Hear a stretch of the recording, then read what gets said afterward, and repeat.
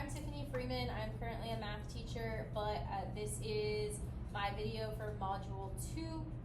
I have with me our campus instructional coach, our science department head, as well as our math department head, and we are conducting a professional development planning meeting with a focus on emerging bilingual students. Welcome everybody. Thank you for joining us today. Again, this is our second meeting in our professional development planning series. We've been tasked with doing some professional development for our teachers, and to recap, in our last meeting we decided to focus on emerging bilingual students. So let's start by remembering our norms. We start every meeting this way on our campus. Okay, so remember, we all want to be respectful, have a positive tone. We should be discussing ideas and issues, not people, right? We want to stay student-centered, where everyone is heard, and we are a CKH campus, so we want to make sure we're honoring our staff social contract. Part of that social contract is sharing good things. Does anybody have a good thing they'd like to share before we start our meeting? Ms. Williamson? Yesterday I went home, and it started off as a bad thing. I went home and I found out that my sheep had broken out of their pen, and I was afraid that they went over to our neighbor's house, and our neighbor does not like us, and has threatened to take care of our animals, but we found them. They were just on the other side of the property, so I'm really glad nothing happened to my sheep. Could have been bad, but it's good. Could have been bad, but it was real good. I love that we found the shoes. That's a good thing. Any other good things? I had after school parent drop off duty, and I was dressed as Buzz Lightyear. I was a big hit. I played with wings. A lot of parents were smiling and waving. So That's awesome. That's awesome. It was pretty funny. I love that. I feel like we should all go. Okay. So I had a cousin reunion last weekend. It was super fun. It was in Nice. Fredericksburg, so a lot of people came, flew down, had a good time. That's awesome. Yeah. I recently fell victim to TikTok shop and bought a steam sauna. Woo! That's my good thing. It is great. Did you say 10%. TikTok shop? Yeah, Nice. I'm a sucker. It's I like bought- QVC. I bought something off TikTok shop, and now I'm trying not to fall into that Yeah. rabbit hole. It's too easy. It is. It's a good thing I did not grow up in the QVC era. Okay, so thank you all for sharing our good things. I want to start by recapping some of our data and review, okay? So our number of emerging bilingual students has almost doubled since 2020, right? So in 2020, we had about 56 emerging bilingual students, which accounted for about 4% of our student population. Last year, we were up to 94 students, which is 7%. So we're seeing almost double. That number is even higher this year. We're at about 108 emerging bilingual students. We have a lot of families coming in from Honduras specifically to our campus. Now, even though we have nearly double the amount of emerging bilingual students, we still have the same number of staff. We have one emerging bilingual teacher, Ms. Yanez, as well as one emerging bilingual paraprofessional, Ms. Villarreal. And so we have the same number of servicers for double the amount of students. And you can see that that gap between our emerging bilingual students and our general education students has drastically decreased in the last 5 years. So looking at our STAR data, this is data from last year, right? We did not look at this at the previous meeting. Our Algebra 1 approaches, all of these will be in terms of approaches, okay? You can see 78% of all of our students approached, but only 56% of our emerging bilingual students did. In biology, we have really high numbers. 94% of all of our students were at approaches versus 85% emerging bilingual, which is still a high number, but almost a 10% gap there, which we would like to close. English 1, we were at 78% approaches across the board, 63% emerging bilingual. That number dwindles drastically after after the approaches. And that's true with biology as well. When we look at meets, we had about 65% of biology students get meets and only about 30% emerging bilingual students. So we're getting them to passing, but they're not excelling beyond that.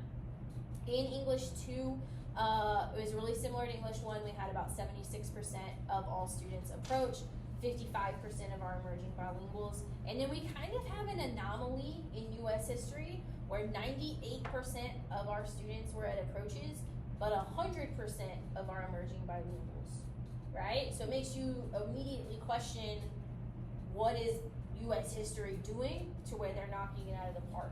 But if you further disaggregate that data, you'll notice that we don't have a ton of upperclassmen emerging bilingual students. Of our current 108 emerging bilinguals, this year, I think only about 7 of those students are enrolled in US history. Predominantly, we have freshmen and sophomores, and their first and second year, and so that's why it's hitting us more in those earlier EOC content areas. And by the time they are getting to the US history stage, we either see a lot of them leave, or transferring into that Hill Country High School once they're a junior and they're taking their US history STAR test at Hill Country. So that explains a little bit. So the numbers aren't there. Like, we're glad that the ones that are there are crushing it, but we still need to discuss strategies for our year 1 and our year 2 students specifically. So looking into TELPAS data, last year only 62% of our students grew a level on TELPAS, right? A lot of them stayed consistent. They're not necessarily lowering, but they're not going up and progressing and getting out of that monitoring phase. And we only saw a campus-wide composite growth of 0.4 points, okay? So our kids, some of them are losing levels, and whether that be actually from language acquisition, you know, the tests get harder year after year, or is it from, you know, they're tired of taking it. We don't know. We still need to address it. Okay? Does anybody have any questions, comments, concerns about any of our data?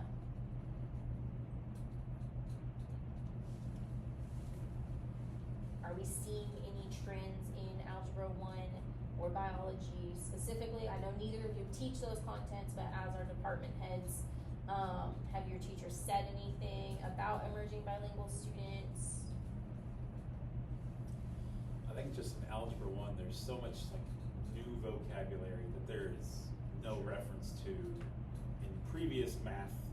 Definitely not their experience. So there's just a lot of new terms, and it's very math specific. So it's not they're hearing these words in other topics. They're not hearing quadratic. What does that mean? There's no. So content specific vocabulary. Okay. Probably the same for biology. The stuff that transfers from environmental systems is a little bit more applicable to other content areas maybe. But like you're getting into like specific cell organisms and all of those technical terms, and there's really no previous reference to that. Okay. So I think it would be just content specific vocabulary. Okay. I think when I'm in classrooms too, I think it's just high school in general is so content heavy that you know, EB students getting a chance to use the language and actually speak the vocabulary and stuff is difficult sometimes when a lot of it can be kind of teacher centered, just because it's just a lot of new information out at once. So yeah. And that's kind of what we're tasked with changing, right? Yeah. So if we look at this data, clearly we have gaps across the board minus US history. But last week when we met, we decided to focus on Algebra 1 and biology specifically, mostly because our students are getting that extra English 1, English 2 servicing through our emerging bilingual teacher. All of our students enrolled in English 1 and English 2 have a class period with Ms. Yanas where they are focusing on English content specific strategies, right? So our goal, we're gonna start with Algebra 1 and biology teachers exclusively, refine some of those strategies, help develop good systems, get them in place, and then we'll use those teachers as teacher leaders to train the rest of the staff in the spring as part of our campus initiative to grow from within and inspire leaders through our teachers on campus. Okay, so something else that we should keep in mind as we guide, as a guide while we're planning, right? We have these district-wide initiatives that they are initiatives, they still exist, but we haven't really talked about them lately, okay? About 5 years ago, our district did a big push for Sightlets, right? 7 steps to a language-rich classroom. For a couple years, Sightlets was everything, right? We had our Sightlets trainer come once in 6 weeks. He observed all of our teachers. Everybody got this book. We did this huge professional development session on it, and then it kind of fell flat, right? We've had a lot of transition in the last couple of years. If people are new within the last 3, they were never trained on Sightlets. In fact, Miss Williams said you were never trained on Sightlets. I was correct? never trained, right? And then 2 of the teachers on the biology team are baby teachers who have never Yeah. taught So Sightlets at all. while we no longer necessarily are straight Sightlets, those strategies from the 7 Steps book, sentence stems, visual aids for vocabulary, pre-teaching content-specific vocabulary, are still scientifically proven methods that will help these students develop content-specific language. Another district-wide initiative we need to keep in mind through as we're planning is content-based language instruction, or CBLI. This is a new statewide initiative, not just district-wide. All teachers in the state are required to be trained on this in the next 3 years. Okay, we have changed we've trained about half of our teachers in the district on CBLI so far. I think our math department, correct me if I'm wrong, has gone to CBLI training. I think most of us have, yeah. Okay, science is scheduled to go in a couple of months, but CBLI and Sightlets, there is a ton of overlap in strategies. And then, obviously, why we are doing this is because both our campus improvement plan and our district improvement plan have goals centered on closing the gaps. Not just through emerging bilinguals, we also have other professional development teams for closing gaps within other ethnic groups as well. Okay? So, in the spring, right, we sent a survey to all staff on what do they prefer in a professional development, right? We had some questions about what do they like to see, what do they not like to see, what kind of professional developments do they find beneficial, okay? So, Mr. McCrae, you are the one who handled that survey. I did. Would you mind Sure. talking to us about those results? Sure. So really 4 big takeaways. I think something I saw a lot of is people saying they prefer something more interactive, less sit and get, and then also being able to walk away with tools that they can easily implement in the classroom. I think sometimes you're getting so much information at once that it's really hard to take that and apply it to your own classroom. And so just being able to get some things to immediately walk away and try. And then modeling, I think we have so many different content areas, and I know we're focusing on algebra and biology, but sometimes it's just kind of tough to think, how can I apply it in my own classroom, in my setting? And so actually modeling what it would look like in a classroom, I think would be great. And then meaningful collaboration, just a chance for departments to meet and actually take what they've learned and come up with a plan as to how they're going to use it. So those are really the big 4. And I think the meaningful collaboration piece also ties into our push for PLC, right? We've been sending all of our staff to the PLC training. Yeah. Majority of them are at that point, okay? And so we're really pushing for our teachers to work within their PLC groups to create lessons together and strategically plan, look at data, all that kind of stuff. Talk about that for a second. Yes, please. So during our math PLC earlier today, Coach Levins is next to me, and his good thing was that during his lunch, he was watching Miss Clayemeyer's room, and like she was talking about something in a 7th grade level that she was doing in a way that he talks about it. He goes, when he has those kids next year, when he does, they already know what he's talking about. He goes, man, you were boxing, circling it, so I'm excited. So now when they come over here, they already know what I'm talking about, and it's gonna go so smooth. Which we've been going to meet 7th grade on Wednesdays and 6th grade on Thursdays, let's talk about like, we can talk about the same thing the same way all the way through, then like, by the time you're in 7th and 8th grade, there's something to build on. It's not learning new math every year. It's like the same vocabulary or the same methods and stuff. So like, it was really cool to talk about that today and see it like have some excitement for the future about it. I've Awesome. heard, I That's think awesome. they're also doing something similar with English 1 and 2, with their extended response strategies. Like they're using the same acronym for every class, and they're using the same graphic organizer in order to expand how they write their constructed responses, and I think maybe that's why they've been so successful.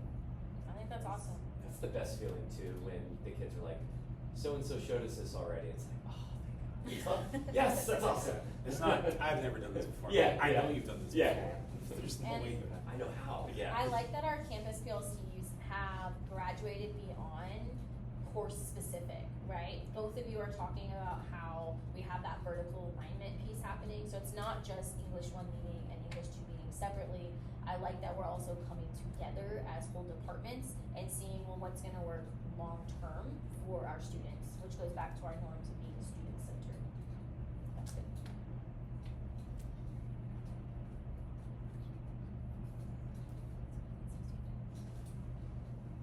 Okay, so today's main focus is figuring out what should we do, right? What should we do in our training, okay? So we've secured a 3-hour time slot, right, on our first professional development day. Is it 3 or is it 2? I thought I saw 2. You're We right. got it approved for 3. Oh, okay, gotcha.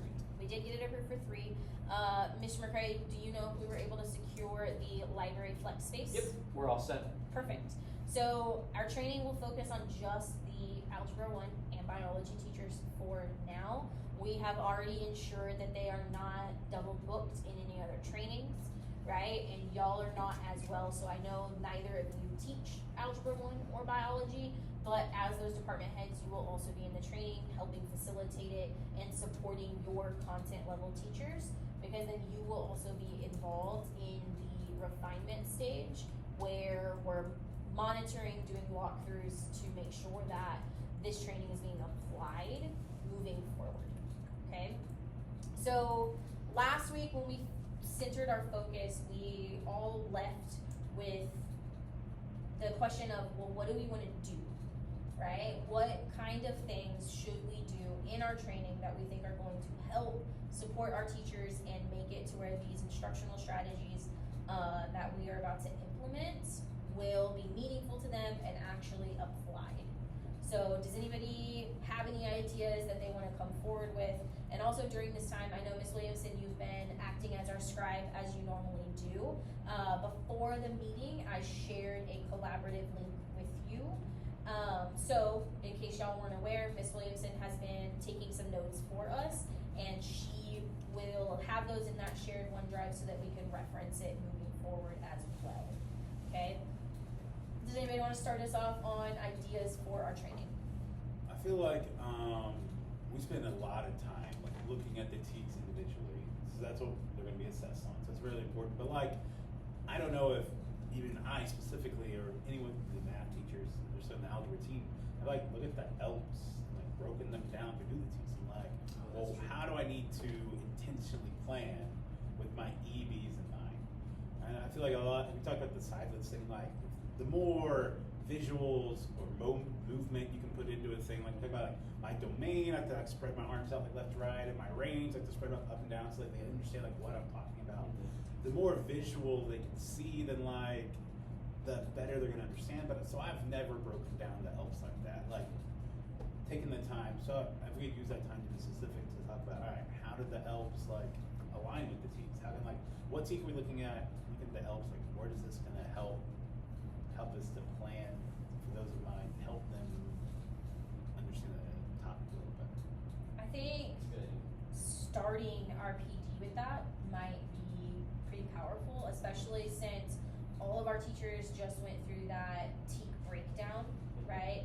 At the PLC training and within PLCs, we've really spent a lot of time looking at our TEKs. So if we apply those same strategies and concepts to our ELBs, will that encourage our teachers to be that much more intentional when planning with the ELBs in mind? I think we should also, not just the ELBs, but the TELPAS in general, like, look at it kind of like a STAR test, like we focus on for all 5 content areas, like what those questions look like. We have practice tests, we create our own practice tests that model them. I think we should be keeping that in mind if we're really keeping the EBs in mind. We should think about what the TELPAS, the content of the TELPAS, especially with the math and the science, if that's what our focus is gonna be on. That way, I mean, it's just like STAR, like I said, like we're preparing the kids for what's on it adequately instead of just be like, well, I don't know what's on it, like, just go in there and do your best, like, good luck. Like, they need the same kind of support that the STAR tested subjects get, and I think if we look at that content, and understand, like, the language that they're trying to get in order to grow into that next TELPAS category, I think that would be the best. And I think there's a lot of misconceptions about the TELPAS also. You know, I remember 10 years ago, before the TELPAS was online, each department actually took turns being TELPAS raters, right? I remember when I had to be a TELPAS rater and I didn't know anything about it before then, and how they had to actually write about math and science and those kinds of things and answer a prompt. But even beyond that, if you break down those questions, they don't necessarily need to know math or biology content, but if they're not familiar with those content-specific vocabulary words, they're gonna struggle to answer some of those questions where those words are embedded. And so I think you're exactly right. If we pull up math and science specific TELPAS questions, and the teachers can see, like, oh, if they don't know those words, they're not gonna be successful on these questions, even though it's assessing their language abilities, that might be a struggle for them. So I think that's a great idea. I definitely think that we should pull up those TELPAS questions, because I don't think that's something any of our teachers have ever looked at. I think you're right. We're so focused on STAR, we forget these kids have a whole other big test that they have to prepare for and try to pass. So our teachers are so trained in looking at release test questions anyways, and breaking them down and trying to, get ideas as to, better ways to teach it. So I think by looking at TELPAS questions, they can kind of do that same idea where they can see it, talk about it, kind of get ideas. And so it's a good idea, yeah. At our last PD day, I had like a 30-minute thing that's stated on EB, and it was the first time I'd ever seen a math TELPAS question. I'm like, I have no idea where to even look for this stuff. Like, I was like, I did not know this was all on the test. Like, it was like an awakening. I was like, man, I have not been doing what I should be doing apparently, because I'm like, sure, really? I was like, wow. So they're showing us math and science questions. I was like, okay, well, yeah. So then it's kind of hard. They gotta like know the math and be able to do the language. Like, it's like double tough. And you saying it gets harder every year, and you're like, man, it's an uphill battle. They really have to know their stuff.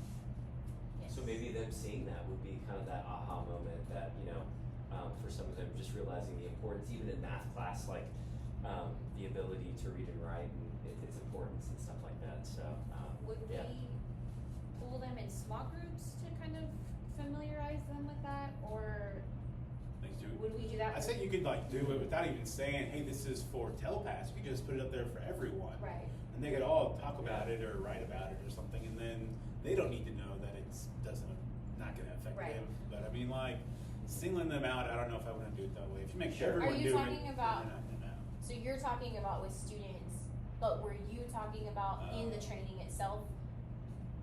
Kind of. Oh, yeah. okay. I was thinking Like students. to separate like, math how would and you unveil science? them? Yeah. Or would we look at them together? Yeah, the math department all looking at their specific Gotcha. TELPAS questions, and then the science looking at their kinds of TELPAS questions. I feel like I could argue that either way. On the one hand, we could give more targeted, feedback and conversations if we desegregated by department.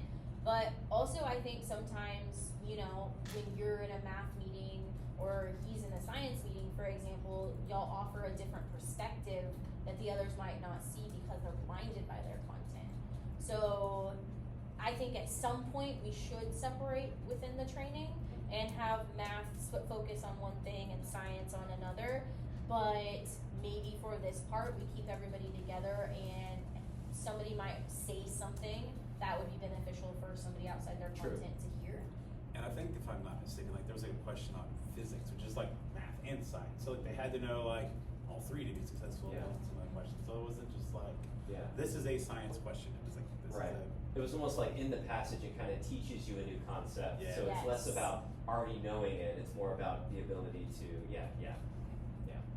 That's good. Well, I think, and I'm just going off like the PD survey and kind of those big four things, but I think we should definitely do some type of modeling of the lesson for both content areas. I think, you know, I think it's easy to give someone the silence to, you know, here's the book or here's a resource, but to actually like demonstrate and model what it could look like and in their specific content area, I think would be super cool. And then just giving them time to go back as a department and debrief on it and kind of talk about how would they implement it into their classroom. Because I think sometimes our trainings just go too long to it, and they never get a chance to actually talk about it with each other and come up with some tangible plan to implement. Sometimes it's like, that was awesome, and then they're kind of out the door the next thing, and then by then it's already, you know, almost too late. So I think that goes back with those survey results you were talking about, how our teachers really want to walk away with something they can immediately use. They don't want just some theoretical framework where like, yes, this is good, but you didn't actually show me how to do it. Yeah. I think modeling is a great idea. Would you two be comfortable modeling a lesson in your specific contents? Like leading a math lesson with those teachers and leading a science lesson that embeds these strategies that we're focusing on, the sentence sims, those kind of turn and talks, all of that? Yeah. Okay. And I think that would be, you know, you kind of talked about how our goal is to really train up Algebra 1 and biology so they can take it, teachers training teachers. And so it's kind of us training them by modeling, and so they can take that and model other teachers.